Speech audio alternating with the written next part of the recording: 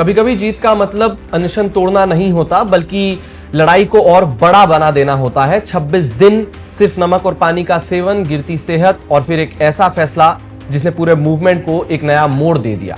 सोनम वांगचुक ने अपने hunger strike को खत्म कर दिया है, लेकिन उसके साथ ही अभिजीत दीपके ने एक बड़ा ऐलान किया है। अब आवाज सिर्फ दिल्ली तक नहीं, पूरे देश तक जाएगी।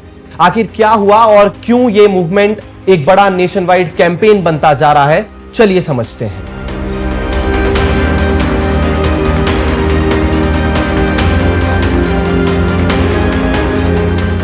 जंतर मंतर में रोज की तरह शोर था, लेकिन एक कोना बिल्कुल अलग था।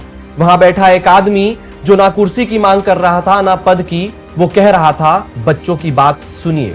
26 दिन तक सोनम वांगचुक और कुछ स्टूडेंट्स हंगर स्ट्राइक पर रहे। हेल्थ एक्सपर्ट्स ने बार बार उनकी हेल्थ को लेकर कंसर्न जताया और फिर डॉक्टर्स की एडवाइस, सपोर्टर्स की अपील और सरकार से बातचीत के बाद उन्होंने अपनी हंगर स्ट्राइक यानी अनशन खत्म किया, यानी तोड़ दिया। लेकिन उसके बाद जो हुआ वही असली कहानी है।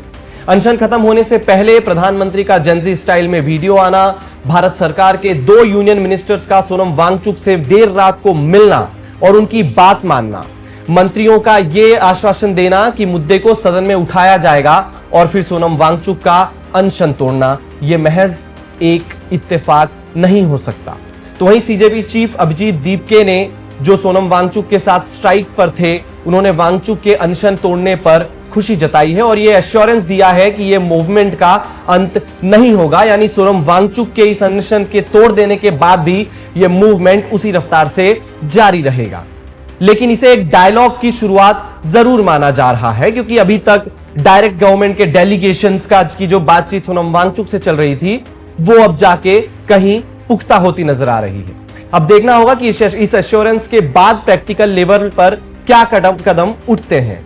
अब फास्ट तो खत्म हुआ, लेकिन प्रोटेस्ट और बड़ा हो गया। सीजेपी ने अनाउंस किया कि अब ये एक नेशन वाइड मूवमेंट बनेगा। मतलब ये मूवमेंट सिर्फ दिल्ली तक सीमित नहीं रहेगा, बल्कि देश के अलग अलग हिस्सों में लोगों से संवाद किए जाएंगे, उन्हें भी इस आंदोलन से जोड़ा जाएगा।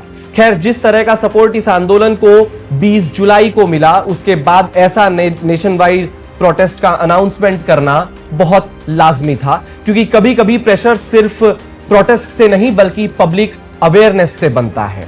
आप सोचिए, इंडिया की कैपिटल जहां लाखों लोगों की जिंदगी का फैसला लिया जाता है, जहां से सरकारें चलाई जाती हैं, उसी दिल्ली में आज इतने दिनों बाद इतना बड़ा आंदोलन हुआ, इतना बड़ा आंदोलन खड़ा हुआ।